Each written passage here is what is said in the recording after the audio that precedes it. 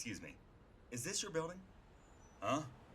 I didn't mean to trespass. I can leave. Uh, no. It ain't my place. You know, just sitting, thinking about stuff. Holy jeez, you're Superman, ain't you? Yes. Sorry, dumb question. Of course you are. Tommy Monaghan. Tommy. Pleased to meet you, Tommy. Yeah, you too. Boy. So what, you in town to see Batman? Talk over some JLA stuff? Some kind of super conference? Something like that. I was on my way home, but I just landed here to think some things over. Do you live in the Cauldron? Born and bred. Used to play up here with my buddies when we were kids. But I still come up on the roof now and again. Look at the old view, think about old times, like that. You know how it is. But hey, what are the chances of this, huh? I mean, I can't freaking believe this. I come up here tonight and Superman's standing in front of me. I tell you, the guys that I drink with, if they... Oh, listen, I'm really sorry. Why?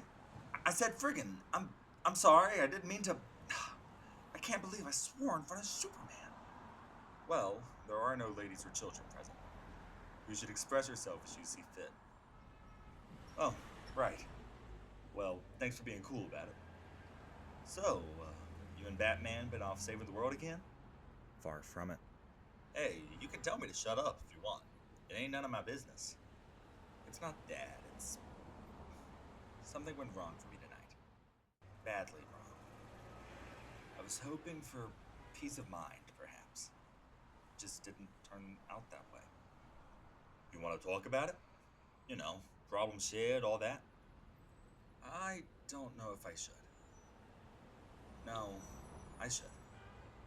Because you'll be reading this in the papers tomorrow anyway.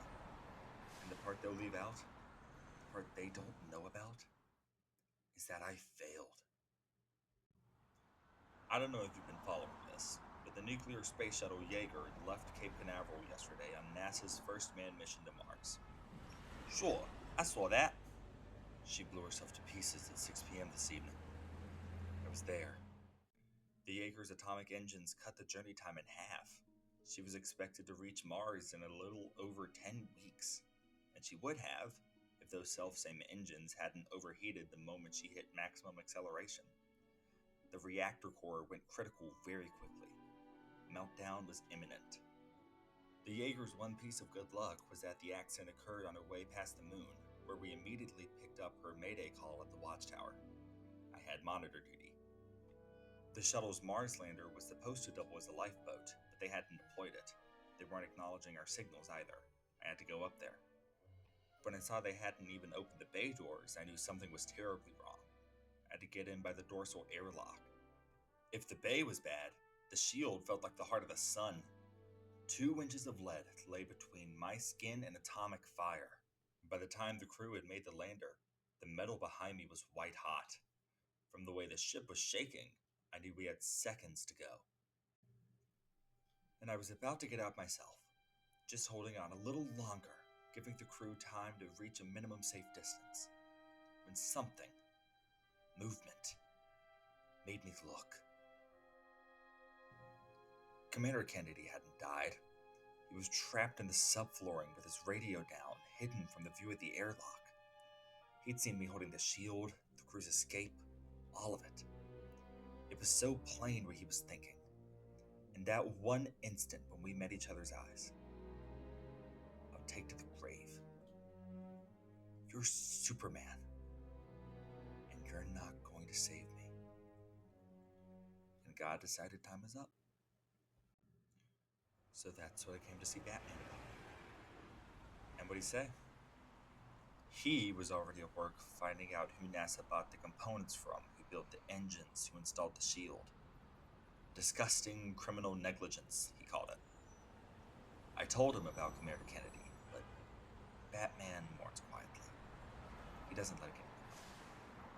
He said something. I don't know, something typically grim. Oh, that guy should just take a vacation. You think so? Sure. Oh, sorry, man. I guess you don't smoke. Does this bother you, me doing this? I can put it out. It doesn't bother me.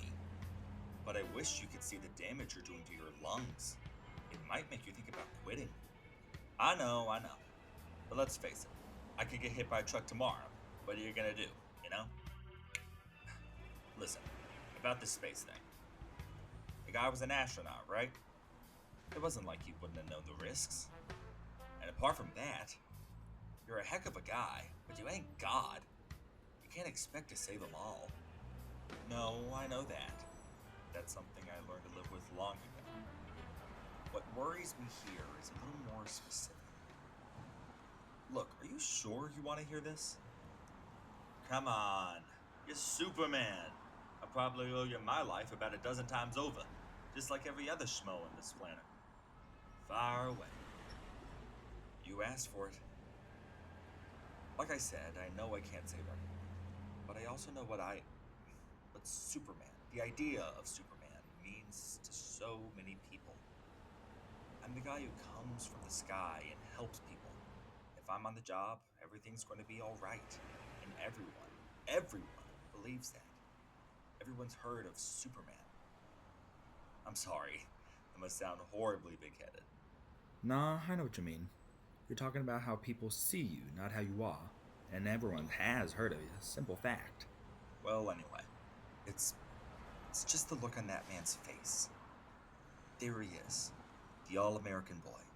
He's been raised on the flag, the history, his mom's apple pie. He's been through the Air Force and astronaut training. He's risen to the absolute height of human endeavor, and now he's on his way to fulfill the destiny his country has bestowed.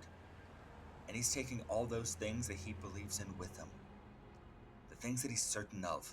The shot heard round the world, the Alamo, Custer's Last Stand, a few Marines raising the stars and stripes on Iwo Jima. America, the greatest country on God's earth. And Superman. If Superman's there, he needn't be afraid. That's what I'm scared everyone believes. The one truth they hold above all else. No, we can't be everywhere at once. But if he's there for me, I'll be safe. But when the moment came for Colonel James M. Kennedy, commander of the Jaeger, Superman let him down.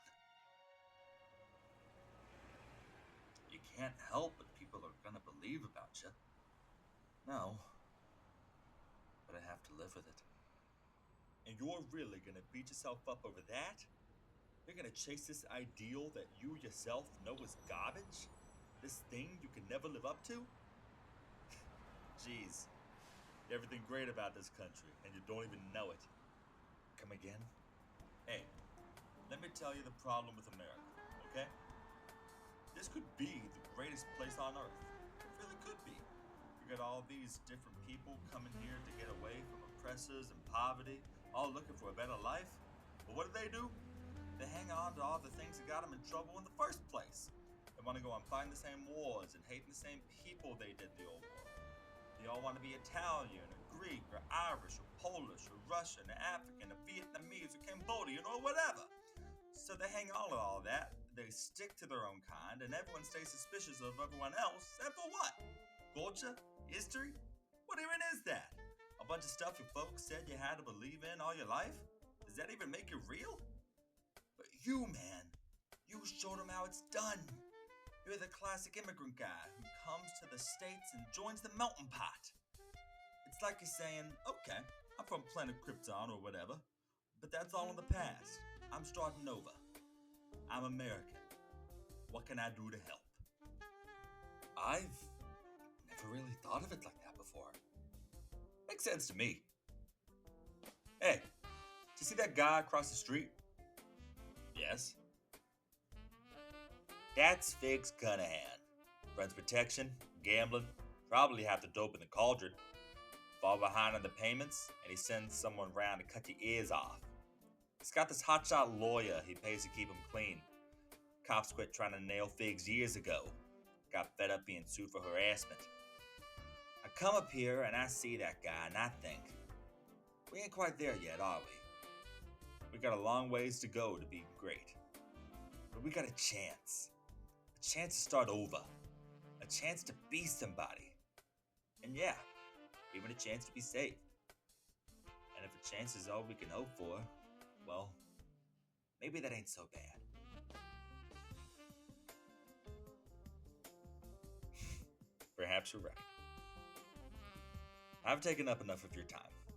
I should go. Hey, no, it's a pleasure. It's late, but I appreciate what you said to me. I truly do. Well, it's just an opinion, ain't it? Anyone knows me will tell you I got one just about everything. Hey, I just thought of something. I don't suppose. I feel like a total geek for asking this, but I doubt I'll ever get the chance again, and oh man, it'd really mean a lot. It really would. I know. It's not for me, it's for my little girl. No problem. Could you put to all the boys and Noonans and then, sign it? Hey, thanks, man. Oh, that is so great. My pleasure. Now, I really do have to go. And Tommy? Yeah? Thanks. What an unbelievably cool guy. Bum, ba, ba, ba, bum. Bum, bum, bum. Bum, ba, ba, ba, bum. Not fix. Evening. Tons of fun. Yeah, you too.